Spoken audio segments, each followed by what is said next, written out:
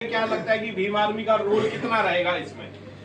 देखिए, सबसे पहले आप सभी मीडिया बंधुओं का यहाँ पर पहुँचने के लिए बहुत बहुत धन्यवाद। जय भीम, जय भारत,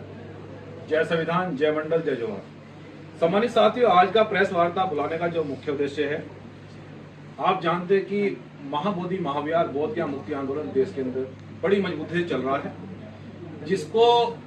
देश के अंदर बड़ी मजबूती से एक क्रांति की तरह हमारे बौद्ध धर्मगुरु बनते विनयचार्य जी एवं पूरा भिक्षु संघ बड़ी मजबूती से आगे बढ़ा है। और दूसरा मुद्दा हमारा, जिस तरह से देश के अंदर चीफ जस्टिस पर हमला हुआ, IPS पूर्ण जी को आत्महत्या करनी पड़ी, और देश के अंदर दलित, पिछड़े, मुस्लिम, आदिवासी वर्गों पर हो रहे अत्याचार को लेकर ये हमारे मुद्दे हैं। सबसे पहले हमारा जो मुद्दा है महाबोधि महाविहार है, जिसको लेकर हम फिर से बताना चाहते हैं कि हमारे बौद्ध धर्मगुरु भंते विनयचार्य जी उसको बड़ी मजबूती से देश में आगे बढ़ा रहे हैं, और पूरे देश का बौद्ध अनुयायी, देश का नहीं विदेश का भी, और भीम आर्मी जय भीम संगठन इनके साथ में कंधे से कंधा मिलाकर अपने कर्तव्य का पूरा पालन कर रहा है और अंतिम सांस तक करेगा। और दूसरा मुद्दा ये है सम्मानित साथियों, अब जो अभी भंतेचार्य जी ने जो आपको जानकारी दी कि 12 फरवरी को देश के अंदर एक बहुत बड़ा जन आंदोलन रखा गया है रामलीला मैदान में, और उस आंदोलन का जो तात्पर्य है, जो मुख्य उद्देश्य है, उसके लिए बहुजन समाज के प्रत्येक देश के प्रत्येक नागरिक को हमारा ये संदेश है। और बहुत महत्वपूर्ण बात है कि जब बाबा साहब डॉक्टर अंबेडकर ने 14 अक्टूबर 1956 में जब ये देखा कि देश के सबसे बड़े समुदाय के साथ में जातीय भेदभाव, ऊंच नीच और बहुत बड़े पैमाने पर अत्याचार हो रहा है, तो बाबा साहब डॉक्टर अंबेडकर ने देश के सभी लोगों को कहा कि बौद्ध बनिए। बुद्ध का रास्ता समता, समानता, न्याय का प्रतीक है, और वो भाईचारे का प्रतीक है, जो एक कंट्री में नहीं, देश की 56 कंट्रियों में स्थापित है। लेकिन जिस समय बाबा साहब ने हमें बौद्ध में बनने का संदेश दिया, आज उनके जाने के बाद, इतने साल बाद भी भंते विनयचार्य जी ने इस आंदोलन को इसलिए आगाज किया है कि बाबा साहब डॉक्टर अंबेडकर इस आंदोलन को 1956 में अकेले लड़ रहे थे, और लगभग 4.5 लाख लोगों के साथ में उन्होंने इस आंदोलन को बड़ी मजबूती से आगे बढ़ाया। लेकिन उनके संघर्ष, उनका बलिदान से आज देश का बहुजन समाज, बौद्ध को मानने वाले लोग, संविधान को मानने वाले लोग, वो जिंदा हैं या मुर्दा हैं, ये 12 फरवरी को देश साबित करेगा।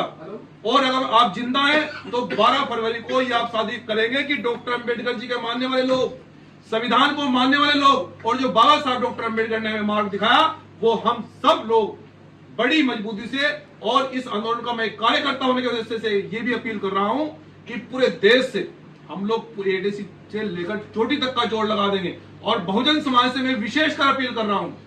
कि इस देश की व्यवस्था ने हमें केवल मजदूरी करने के लिए लगाया गया,